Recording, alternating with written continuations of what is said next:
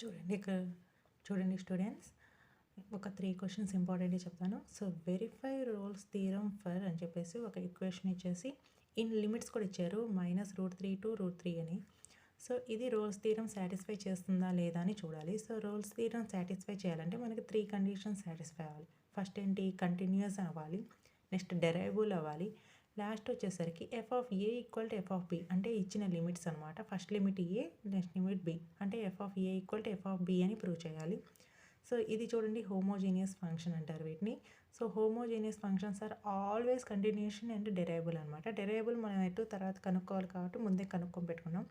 So F dash of X కూడా కనుక్కొని derivable అని ప్రూవ్ చేసాం. ఫస్ట్ కంటిన్యూషన్ కూడా చేసేసాం. లాస్ట్ థర్డ్ కండిషన్ వచ్చేసరికి F of A equal to F of B అని ప్రూవ్ చేయాలి కదా. సో దీనికోసం అని చెప్పేసి ఎఫ్ ఆఫ్ -√3 తీసుకున్నాను. సో -√3కి హోల్ క్యూబ్ చేస్తే 3√3 వస్తుంది. మైనస్కి హోల్ క్యూబ్ చేస్తే మైనస్ వస్తుంది. -6√3. నెక్స్ట్ వచ్చేసరికి minus minus plus root cancel అయిపోతే 3 మిగులుతుంది. 4 into plus minus minus plus అయిపోతుంది. సో 4√3 ఇది -2. సో ఇక్కడ టోటల్ తీసుకుంటే 1 - 2√3 వస్తుంది. సో అదేవిధంగా ఎఫ్ ఆఫ్ √3 తీసుకున్నాం అనుకోండి. సో ఇక్కడ 3√3. So 3 into 2 6√3. సో ఇక్కడ రూట్ స్క్వేర్ క్యాన్సిల్ అయిపోతే 3 ఈజ్ -4√3 ఈజ్ -2. సో ఇక్కడ నుంచి 1 + 2√3. ఇక్కడ 1 - √3, ఇక్కడ 1 + √3. సో ఇక్కడ అనేది F of A equal is not equal to F of B. So F అనేది ఏంటి? It's not satisfies Rolle's theorem. ఓకేనా. సో నెక్స్ట్ క్వశ్చన్ చూడండి. Calculate approximately square root of 85 యొక్క స్క్వేర్ రూట్ని ఫైండ్ అవుట్ చేయమంటున్నారు. దేన్ని యూస్ చేసుకొని లెగ్రాంజెస్ మీన్ వాల్యూని తీరండి. So Lagrange's mean వాల్యూని తీయడం అంటే సో దాంట్లో ఒక ఫంక్షన్ ఉంటుంది, దాన్ని కంటిన్యూషన్ అండ్ డెరైవబుల్ అని చూపించాలి. సో ఇక్కడ లెగ్రాంజెస్ మీన్ వాల్యూ తీయడం అంటే దాని తర్వాత వచ్చే ఫార్మాట్ ఉంది కదా, F dash of C equal to F of B minus F of A is divided by B minus A. So నాకు ఇక్కడ ఏ బి వాల్యూస్ కావాలి.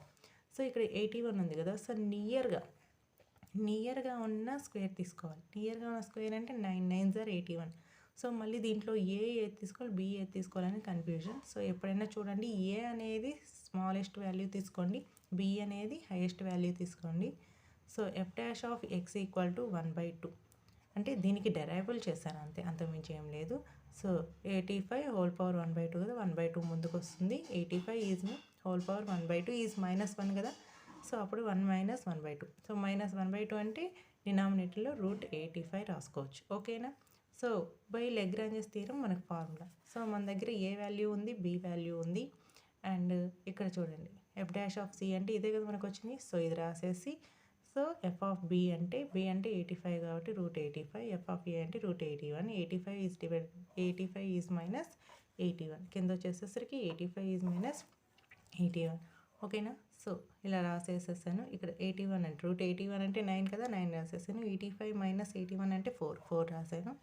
సో క్రాస్ మల్టిప్లికేషన్ చేశాను అనమాట. సో క్రాస్ మల్టిప్లికేషన్ చేసినప్పుడు 1 × 4 4 అవుతుంది. ఇక్కడ 2 × √85 అంటే 85 అవుతుంది.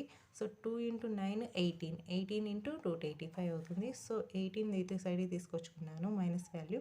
సో 4ని ఇటు తీసుకొచ్చుకున్నాను. సో 170 ఈజ్ -4 ఈక్వల్ టు 166 వచ్చింది. సో 18 ఇటు తీసుకొస్తే 166 is divided by 18 that equal to 9.22. ఓకేనా. సో నెక్స్ట్ క్వశ్చన్ చూడండి. Evaluate double integral r³ dr dθ over the area include between the circles అని ఇచ్చారు. సో సర్కిల్స్ అనేవి రేడియస్ ఇచ్చారు. Radius equal to 2 sin θ r sin θ. దీనికి ఒక rough diagram కనుక గీస్తే ఇలా వస్తుందన్నమాట. సో అంటే రేడియసెస్ అనేవి డిఫరెన్స్గా ఉన్నాయి కాబట్టి చిన్నది 2 sin θ అంటే స్మాలెస్ట్ వస్తుంది, 4 sin θ అంటే బిగ్గెస్ట్ వస్తుంది. సో ఈ సర్కిల్స్ అనేవి చూడండి, ఫస్ట్ కోఆర్డినేట్ సెకండ్ కోఆర్డినేట్ మాత్రమే ఉన్నాయి. సో అప్పుడు మనకి ఇక్కడ టీటా లిమిట్స్ వచ్చేసి 0 to π అవుతుంది అనమాట, అంటే 180 degrees అవుతుంది. సో ఆర్ లిమిట్స్ ఆల్రెడీ వాళ్ళు ఇచ్చారు. సో 2 sin θ 4 sin θ అని. సో 2 sin θ to 4 sin θ వరకు తీసుకుంటాము. సో లిమిట్స్ రాసేసుకుంటాము. లోపల ఇచ్చిన ఫంక్షన్ ఏంటి, r³ dr dθ. So limits θ equal to 0 to π. First r³ integration apply చేస్తే r⁴ is divided by 4. So lower limit to upper limit. So lower limit to upper limit ఉన్నప్పుడు upper limit is minus lower limit apply చేస్తాం కదా. So 4 power 4 sin power 4 theta is minus 2 power 4 sin power 4 theta. So 4 power 4 అంటే 256 sin power 4 theta is minus 2 power 4 అంటే 16 sin square theta. So 256 is minus 16 అంటే 240. So 240 రాసేసాను. So 240 constant కాబట్టి బయట రాశాను. 240 is divided by 4 sin power 4 theta. So మనకి ఒక formula ఉంది, sin power n theta integral 0 to π/2 అయినప్పుడు సో అప్పుడు ఏం చేస్తామంటే n minus 1 n minus 3 and so on is divided by n minus 2 n minus 4 and so on. ఇది ఎంతవరకు continue అవుతుంది అంటే మనకి 1/2 వరకు ఇంటూ π/2 వేయాలి. సో ఇక్కడ వచ్చేసరికి n అనేది ఈవెన్ అయితే మాత్రమే ఇది చేయాలన్నమాట, ఆడైతే ఇంకో ఫార్ములా ఉంటుంది. సో ఇక్కడ n అనేది ఈవెన్ కాబట్టి సో నేనేం చేస్తాను 4 - 1 ఇక్కడ చూడండి మనకి పై ఉంది, ఈ స్టెప్లో పై ఉంది కానీ నాకు π/2 కావాలి ఈక్వేషన్. సో అందుకని 2 ఇంటూ చేశాను అప్పుడు ఏమవుతుంది sin power 4 theta d theta 2 into 0 to π/2 sin power 4 theta d theta అవుతుంది. సో ఇప్పుడు చూడండి, సో ఇక్కడ ఉన్న ఫార్ములాని యూస్ చేస్తాను 4 - 1 4 - 3 4 - 0 4 - 2 ఇంటూ π/2. So 3 5 4 into 2 π/2. సో దీన్ని సింప్లిఫై చేస్తే 45 is divided by 2 into π. Okay, thank you friends. చూడండి స్టూడెంట్స్, థర్డ్ క్వశ్చన్ వచ్చేసి change the order of integration and evaluate integral 0 to 4a ఇంటిగ్రల్ x² is divided by 4a to 2 root ax divide dx. అంటే ఇక్కడ ఏం చేయమంటున్నారు, order of ఇంటిగ్రేషన్ని change చేయమంటున్నారు. So దాని అర్థం ఏంటి, y లిమిట్స్ని x లిమిట్స్ గాను x లిమిట్స్ని y లిమిట్స్ గాను కన్వర్ట్ చేయడం. సో ఫస్ట్ ఇచ్చిన లిమిట్స్ రాసుకుందాము. So 0 to 4a x limits. సో ఇది x వేరియబుల్స్లో ఉంది కాబట్టి ఇవి x ఫంక్షన్స్లో ఉన్నాయి కాబట్టి y లిమిట్స్ అవుతాయి. So y limits x² is divided by 4a to 2 root ax. ఓకేనా. సో దీని నుంచి చూడండి, so y equal to x² by 4a, y equal to 2 root ax. So y equal to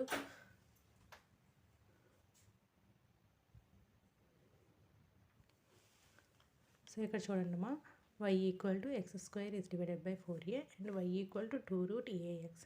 ఓకేనా. So దీని నుంచి x² equal to 4ay, దీని నుంచి both sides square కనుక అప్లై చేసామంటే y² ఈక్వల్ టు 4ax. ఓకేనా.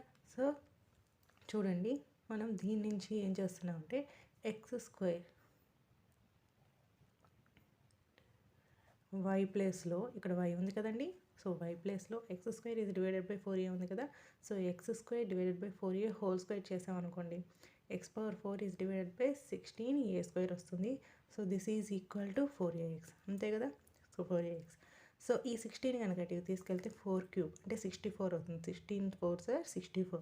64 is nothing but 4³ and a² into a³ into x. So ఇటు ఒక x క్యాన్సిల్ అయిపోతే x³ equal to 4³ a³.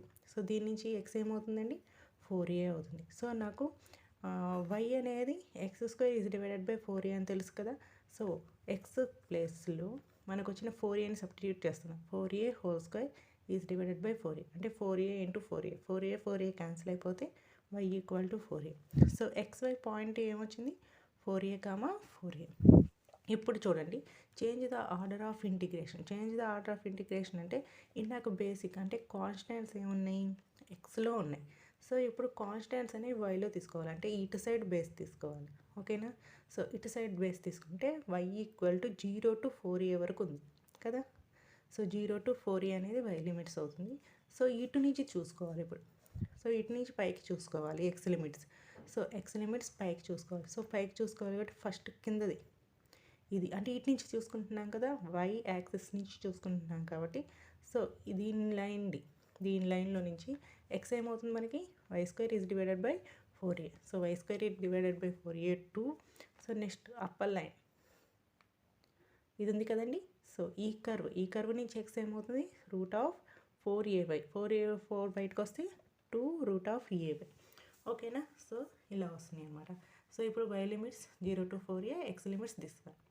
So ఇప్పుడు న్యూ లిమిట్స్ని అప్లై చేసి ప్రాబ్లమ్ని సాల్వ్ చేద్దాం. సో ఫస్ట్ ఎక్స్తో చేస్తున్నాం, తర్వాత dyతో, సో నెక్స్ట్ వైతో చేస్తాం. సో ఎక్స్తో చేస్తున్నాం కాబట్టి 1కి ఇంటిగ్రేషన్ ఏమవుతుంది, ఎక్స్ అవుతుంది. Limits from y² is divided by 4a to 2√ay. ఓకేనా. సో నెక్స్ట్ వచ్చేసరికి upper limit is minus lower limit చేశాను. Okay. So upper limit is minus lower limit చేసిన తర్వాత dy అంటే వైతో ఇంటిగ్రేషన్ అప్లై చేయాలి. సో ఇక్కడ 2√a ఇంటూ √y. సో √yకి ఇంటిగ్రేషన్ ఏమవుతుంది, 2/3y √y అవుతుంది. సో ఇంటిగ్రేషన్ ఏమవుతుంది 2/3y √y ఈజ్ మైనస్ y²కి y³ is divided by 3. Already 4 ఉంది కాబట్టి డినామినేటర్లో 3 × 4 12a. So limits from 0 to 4a. So ఇప్పుడు చూడండి upper limit is minus lower limit. So √2a అలాగే రాశాను, 2/3 అలాగే రాశాను. సో y ప్లేస్లో 4a, మళ్ళీ ఇక్కడ y ఉంది కదా, so √4a is minus 4a³ is divided by 2a. Minus lower limit అంటే ఇది 0 అవుతుంది, ఇది కూడా 0 అవుతుంది. ఓకే. సో నెక్స్ట్ వచ్చేసరికి దీని నుంచి √a ఇంటూ ఇక్కడ బ్రాకెట్లో √a ఉంది కదా, సో √a ఇంటూ √a ఏ అవుతుంది. ఆల్రెడీ ఇక్కడ ఇంకో ఏ ఉంది కాబట్టి a². సో a² సరిపోయింది. నెక్స్ట్ వచ్చేసి డినామినేటర్లో 3 ఉంది, వదిలేసేద్దాం. పైన చూడండి 2 × 2 4, 4 4 సార్ 16. ఇక్కడ √4 ఉంది కదా, √4కి ఆన్సర్ ఎంత 2. సో 16 × 2 32 ఈజ్ మైనస్ ఇక్కడ చూడండి 4³ అంటే 64. ఓకేనా. సో 64 దాన్ని కనుక క్యాన్సిలైజేషన్ చేస్తే 16/3 వస్తుంది. 16/3 a³ పైన వచ్చేసి a³. సో ఇక్కడ చూడండి 32a² is divided by 3 minus ఒక a, ఇక్కడ ఒక a క్యాన్సిల్ అయిపోతే 16a² ఈజ్ డివైడెడ్ బై 3. ఓకేనా. సో 32లో నుంచి 16 తీసేస్తే 16 is divided by 3a². So answer is 16a² is divided by 3. Okay. So next question చూడండి. Examine f(x, y) x³ plus y³ minus 3axy for maxima and minima values. Maxima and minima వాల్యూస్కి examine చేయమంటున్నారు ఈ ఫంక్షన్ని. ఓకేనా. So ఈ ఫంక్షన్ని first ఇచ్చింది రాసుకుందాము. తర్వాత ఇచ్చిన ఫంక్షన్ ఏదైనా కానీ ఫస్ట్ ఆఫ్ ఆల్ ఎన్ని వేరియబుల్స్ ఉన్నాయి, దీంట్లో 2 వేరియబుల్స్ ఉన్నాయి. సో 2 వేరియబుల్స్ ఉన్నాయి కాబట్టి ఆ 2 వేరియబుల్స్ దృష్ట్యా మనము first of all derivable apply చేయాలి ఇచ్చిన ఫంక్షన్కి. సో డెరైవబుల్ అప్లై చేసి వచ్చిన ఆన్సర్స్ని 0కి ఈక్వల్ చేసేసి, ఓకేనా. సో వచ్చిన ఆన్సర్స్ని రెండింటిని 0కి ఈక్వల్ చేసేస్తాం అనమాట. సో ఈక్వల్ చేసేసి ఇలా ఒక ఆన్సర్స్ తీసుకొచ్చి y వాల్యూని x వాల్యూని విడివిడిగా ఫైండ్ అవుట్ చేస్తాం. సో ఇలా ప్రాసెస్ చేయడం వల్ల మనకి ఇక్కడ y = a, x = a వస్తుందన్నమాట. సో ఇప్పుడు పాయింట్ వచ్చేసింది మనకి x, y = a, a. కానీ మ్యాండేటరీగా మనం ఫస్ట్ ఆఫ్ ఆల్ xy 0 0 కూడా తీసుకుంటాం. ఓకేనా. సో 0 0 ఒక పాయింట్ అండ్ a ఒక పాయింట్, అంటే 2 పాయింట్స్ని సబ్స్టిట్యూట్ చేసి ఎక్కడ మ్యాక్సిమం అవుతుంది, ఎక్కడ మినిమం అవుతుందని చెప్పడమే దీని యొక్క ఉద్దేశం అనమాట. సో ఇప్పుడు మనం ఈ ఫార్మాట్ కోసం ఇక్కడ 2 వేరియబుల్స్ ఉన్నాయి కాబట్టి మనకు ఒక ఫార్ములా ఉంది, గుర్తుందా. So a+b² ఫార్ములాలో a² + b² + 2ab are a² + 2ab + b². So అది గుర్తుంచుకోండి. సో ఎందుకు ఇలా అన్నాను అంటే చూడండి ఇక్కడ first ∂2z/∂x². So a² type. So ∂2z/∂x ∂y. So ab. So next ∂2z/∂y². So b². So ఇలా అయితే మీకు ఈజీగా గుర్తుంటుందని చెప్పారనమాట. సో ఈ లాజిక్ని గుర్తుంచుకోండి. సో ఫస్ట్ ∂x²ని l అనుకోండి. సో ∂x ∂yతో చేసే డెరైవబుల్ని m అనుకోండి. సో yతో చేసేదాన్ని n అనుకోండి. ఓకేనా. సో ఇలా అనుకోండి. ఫస్ట్ ∂y/∂x² అంటే ఏంటంటే ∂y/∂x ఆల్రెడీ ఎక్స్తో చేస్తున్నాం కదా, ఆన్సర్కి మళ్ళీ చేయాలన్నమాట. సో ఓకే చేస్తే ఇక్కడ ఓన్లీ x ఉంది. సో x²కి డెరైవబుల్ 2x, ఆల్రెడీ 3 ఉంది కాబట్టి 6x. ఓకేనా. సో ఇక్కడ x లేదు కాబట్టి దీన్ని కాన్స్టెంట్గా ట్రీట్ చేసుకుంటాం. ఓకేనా. సో కాన్స్టెంట్గా ట్రీట్ చేస్తే దీని ఆన్సర్ 0. సో అందుకని 0 కాబట్టి రాయలేదు. నెక్స్ట్ వచ్చేసరికి x yతో అంటే ∂y/∂x వైతో కదా. సో ఆల్రెడీ నేను వైతో చేస్తున్నాగా 3y² ఈజ్ -3ax అని. సో అది రాశాను అనమాట. సో ఇక్కడ అనేది x లేదు. సో ఎక్స్ లేదు కాబట్టి ఇది 0 అయిపోతుంది. ఇక్కడ ఎక్స్ ఉంది కాబట్టి ఎక్స్కి డెరైవబుల్ 1 కాబట్టి -3a వస్తుంది. ఓకే. సో నెక్స్ట్ y తోటి అంటే yతో 2 టైమ్స్ చేస్తున్నాం. సో ఆల్రెడీ 1 టైం చేస్తున్నాం కదా. సో 1 టైం రాసి 1 టైం లోపలే వేసేసుకోండి. సో తర్వాత ఇక్కడ yతో చేయాలి కాబట్టి చూడండి ఇక్కడ y²కి 2y. సో ఆల్రెడీ 3 ఉంది కాబట్టి 3 × 2 6y. ఇక్కడ y లేదు కాబట్టి కాన్స్టెంట్గా ట్రీట్ చేస్తాం, ఇది 0 అవుతుంది. సో ఇప్పుడు మనం మ్యాక్సిమానా మినిమానాని ఫైండ్ అవుట్ చేయడానికి ఒక చిన్న ఫార్ములా యూస్ చేస్తాం అనమాట. ln ఈజ్ -m² అని. ln అంటే 6 × 6 36xy ఈజ్ -m². m² అంటే 3a. సో 3² అంటే 9, a² అంటే a². ఓకేనా. x, y = 0 0 అంటే 0 0 పాయింట్ దగ్గర నేను ఈ వాల్యూని చూస్తున్నాను. సో ln ఈజ్ -m² అంటే 36. x ప్లేస్లో y ప్లేస్లో 0 పెడితే ఇది 0 అయిపోతుంది.